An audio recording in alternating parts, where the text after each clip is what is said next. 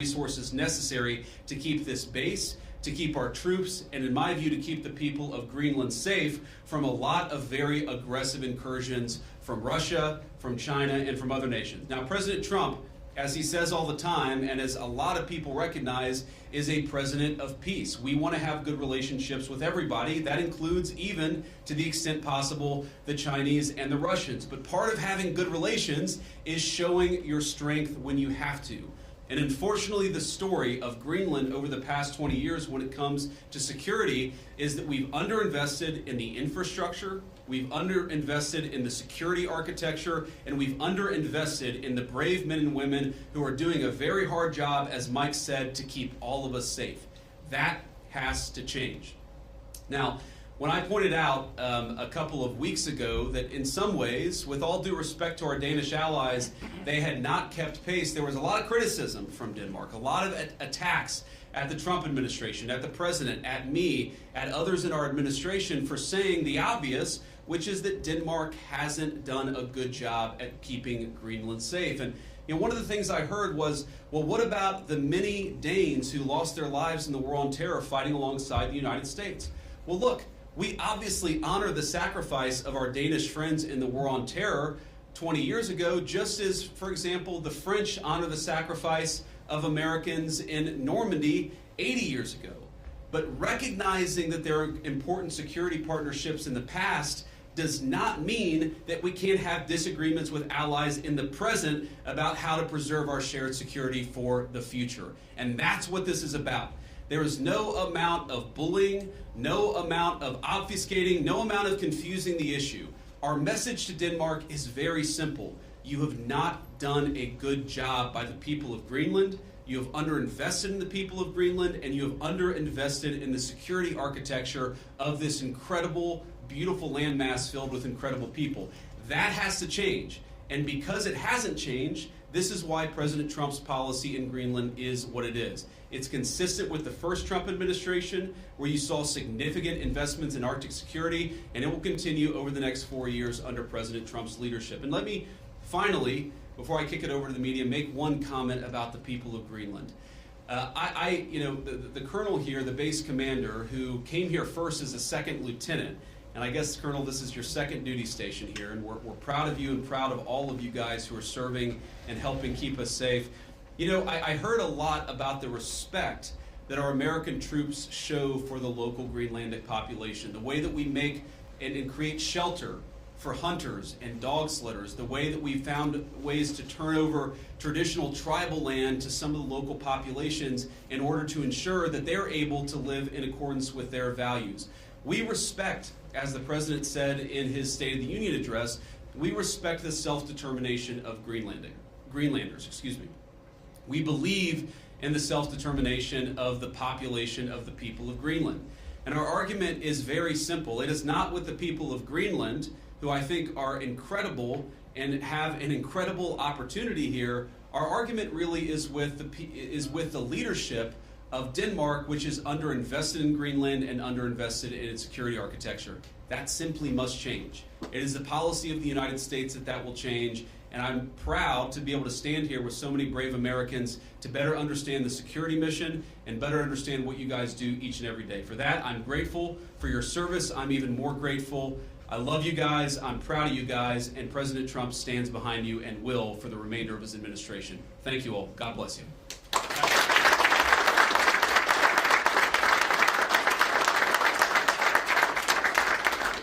All right, now we'll take a few questions. Both of you guys have your hands up. Whoever can go first.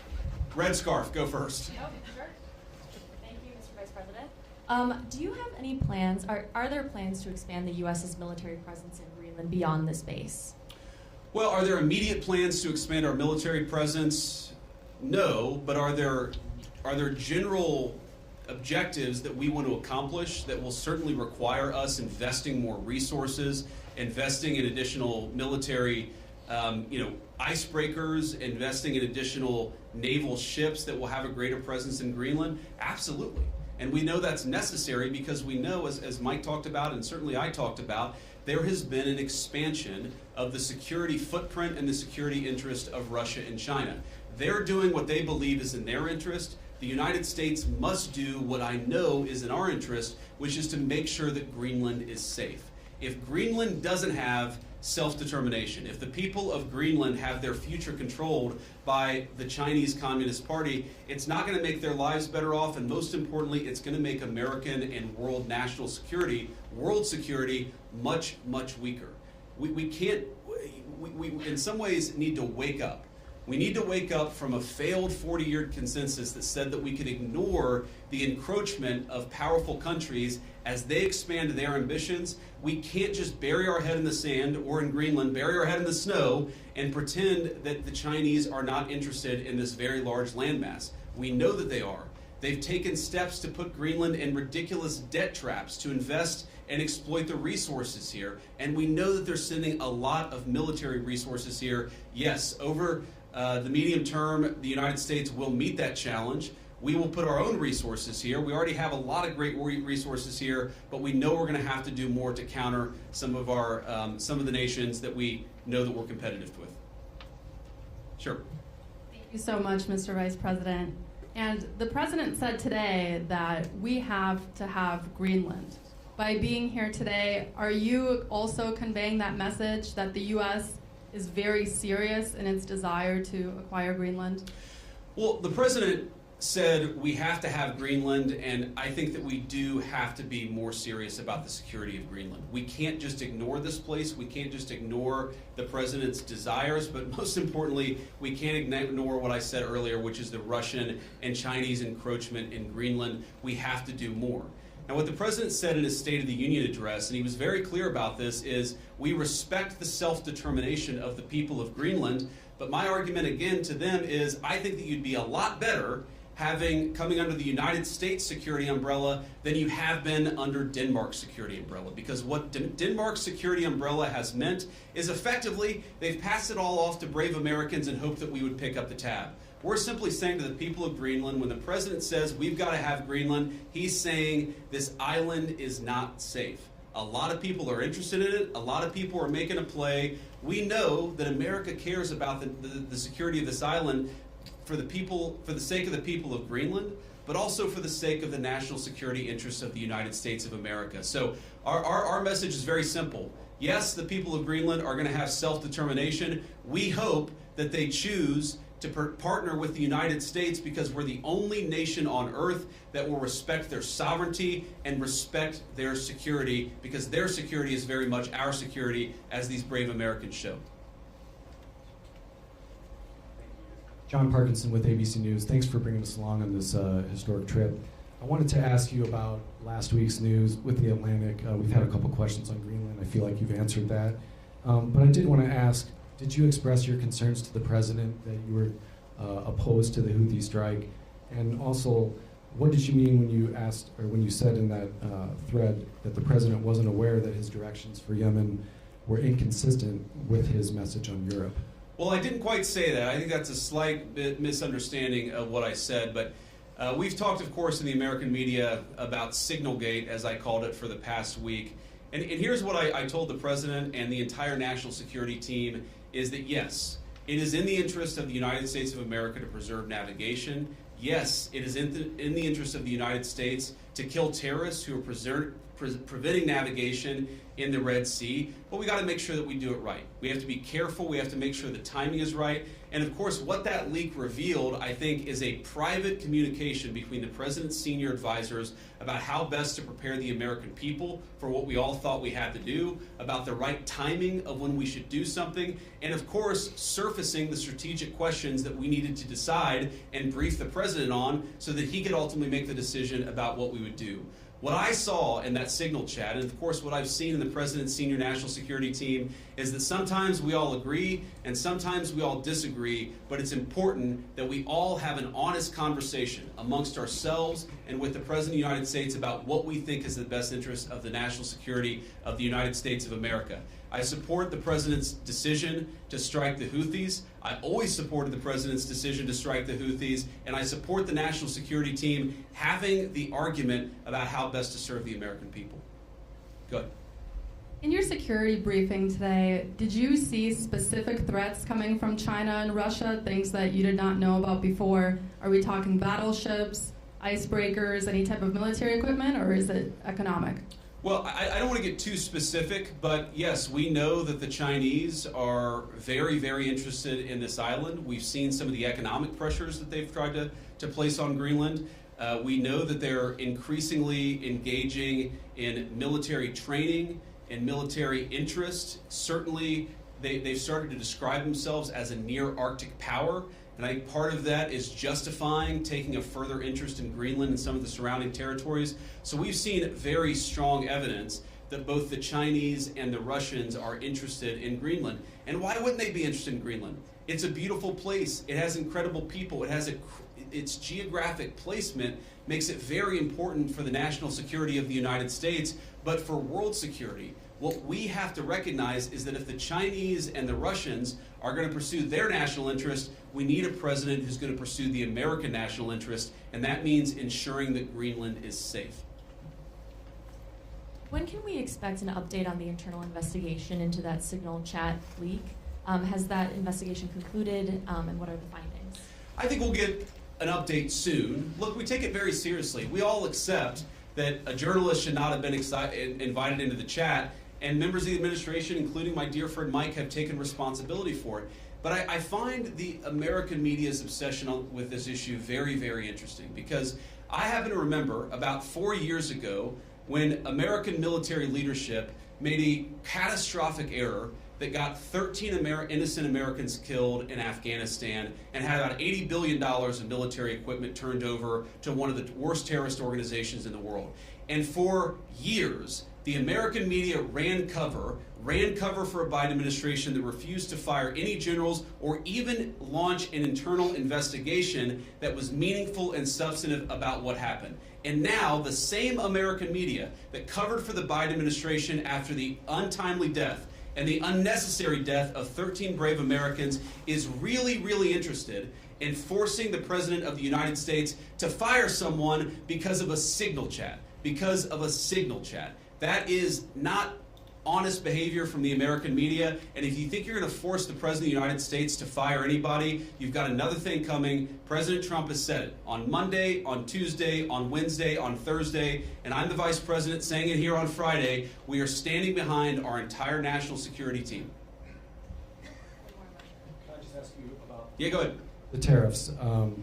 There's been some retaliation, some signals at least in the media that Canada's going to respond, some of these others are going to respond to the president's tariffs. What's your message for Americans that are going to see costs increase on auto manufacturing, new cars, that kind of thing? Is it Buy America, or what's the message going forward there? Well, let me say a couple of things. First of all, for the Canadians, and we have many dear friends in Canada, and of course we love the Canadian people, but the Canadian leadership threatening retaliatory tariffs against the United States, as President Trump often says, they just don't have the cards. There is no way that Canada can win a trade war with the United States. What President Trump has said is that he wants to level the playing field. For decades, Canadian leadership has forced American farmers and American manufacturers to play by an unfair set of rules. All President Trump has said is that we're done playing by an unfair set of rules. If you're going to do something to our industries, then we're going to do something back to your industries. That's how you protect American manufacturing, and that's how you protect American jobs. Now, what I'd say to the American people is look, the president ran on this, and he said very clearly that we're done being the piggy bank of the entire world. For 40 years, in the same way that our European friends, I think, have neglected international security, for 40 years, a lot of our friends all over the world have used America as a piggy bank. They have used us to absorb all of their excess economic production. What does that mean for Americans? For Americans, that's meant manufacturing jobs declining. That's meant middle-class wages going down. That's meant whole towns that have been hollowed out by empty factories, and that means an America that is less safe because our manufacturing isn't as powerful now as it was 30 years ago. I've got all these brave Americans in front of me and a few behind me too. We want to send, if God forbid we have to send Americans to war, we want them to have weapons, the best weapons in the world that are manufactured in America and not in China. The way you do that is to rebuild the American manufacturing sector. The days of America being the piggy bank of the world, the days of closed factories, the days of people not being able to get a middle-class job in this country, they're over. And yes, that means we're going to have to fight back even against some of our friends and their unfair economic practices, but the long-term consequence of this is going to be higher wages, more manufacturing, and more economic security for the American people. We'll take a couple more questions. On Russia, has the U.S. agreed to those conditions that the Kremlin said were needed for that truce in the Black Sea? It included lifting sanctions imposed on Russian banks. Trump said this week that you were still looking at it. Well, there are a couple of different statements that are floating around out there, and some of them I think are mistranslations, and some of them are not totally clear what is even being asked for. But the president has said, and he's right, that I think we feel very good about where things are. We trust but verify. We make sure that what we're seeing from one party is met by the other party and vice versa. But I think that we've made an incredible amount of progress. We have to remember that this war started under Joe Biden's administration. It has led to an unbelievable amount of death and destruction. And for the first time in almost 4 years, thanks to President Trump's leadership, we have an opportunity to really achieve a peaceful settlement. The president's going to fight every single day to make sure that happens. And of course, we'll keep you guys updated as we continue to make progress. I do think if you look at what we've talked about, we've obviously got this energy infrastructure ceasefire. We've got a Black Sea commercial ceasefire that I think is almost done. And once we get there, we'll work on the next stage of the ceasefire. Yeah. The president has previously not ruled out military force when he's talking about taking over Greenland. But your rhetoric today is more about encouraging the Greenlandic people to vote for independence. Do you think the rhetoric has changed about that, or what's your message there? No, I don't think it's changed at all. Look, the president said clearly he doesn't think that military force is going to be necessary, but he absolutely believes that Greenland is an important part of the security, not just of the United States, but of the world, and of course the people of Greenland too. It's very simple. I think the president's been very consistent here from his State of the Union, from his inaugural address, and every public statement that he's made. This territory, Greenland, really matters for the security of the United States. It's extremely vulnerable right now, and if the people of Greenland were willing to partner with the United States, and I think that they ultimately will partner with the United States, we could make them much more secure, we could do a lot more protection, and I think they'd fare a lot better economically as well. This has to happen. And the reason it has to happen, I hate to say it, is because our friends in Denmark have not done their job in keeping this area safe. They just haven't done it. It's very simple. For all of our friends in the American media who attack the administration for pointing out the obvious, what is the alternative? To give up the North Atlantic? To give up the Arctic? To China? To Russia? And to other regimes that don't have the best interest of the American people at heart? We have no other option. We need to take a significant position in Greenland to keep the people here safe, but to keep our own country safe too. We'll do one or two more. Yeah. Trump said this week the U.S. would go as far as we have to go to acquire Greenland. In that same vein, that question, are there plans that have been drafted to use military force to take over Greenland? Well, what the president has said is that we need to have more of a position in Greenland. We need it, again, for the safety of the American people.